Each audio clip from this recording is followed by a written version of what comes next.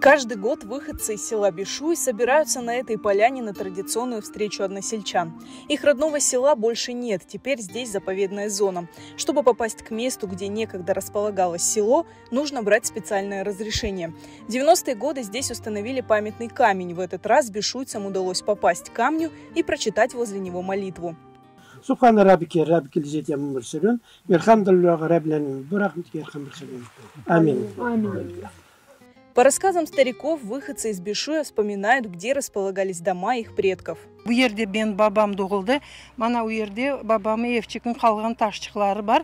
Bu yer bir yerde bu жилой kvartal idi. Bu yerlerin hepsini buldozerle nemettiler. Но bir yerde kirametçiler tura bu anlaşıldı mında evler buğanı. Обломки черепицы, несколько колодцев – это все, что сейчас напоминает о селе. А в далеком прошлом Бишуй был большим и процветающим селом. 750'den ziyade hane болған. 3 mektebi болған. Anamların evi o центр еді, magazin. Magazin kahve, наш лағабы kahveci İsmail еді қар бабамын. Теплицалар болған койды. Түтін фидесін остырейділер. Вот на этих фотографиях это Бишуй. Бабушка моя Исми Султан, она была из очень состоятельной семьи. А где-то по тем временам, говорят, нам сказали, что очень модно. Это ее подруги. Бабушка, у нее было 6 детей. Они жили сначала в Бишуе. Потом, после раскулачивания, они жили в Симферополе. После того, как пришли немцы, они вернулись в свое село, привели в порядок дома. И 18 мая их выселили. В лесах близ Бишуя сохранилось несколько старинных кладбищ. Надмогильные плиты с арабской вязью безмолвно хранят богатую историю этого села. Bu mezarlıkların hepsini traktörlerden terrasa yapkanlar hepsi taşlarını düşürdüler. Bir-iki soyun koterdik, koyduk. Aytalar 5 tane aziz var idi bunda. Bizim maskatımız şimdi tapmak bu azizlerin. Hem de bu geolokasiyasını yapıp kartaga koymak.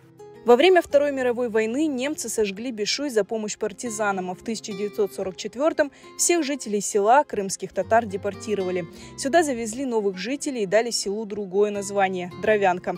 Но оно просуществовало недолго. В 60-е годы село опустело, затем эту территорию признали заповедной.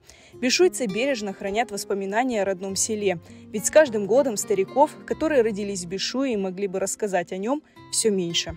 Обратите внимание, что сегодня очень много детей, уже наши внуки, мои внуки, если я сам являюсь внуком тех людей, которые здесь родились, которые, скажем, истоки. И это очень хорошо. Почему? Потому что дети приобщаются и помнят, и будут помнить, наверное, свои корни. Встреча односельчан в Бишуе проходит шумно и весело. Всех гостей обязательно угощают вкусным пловом.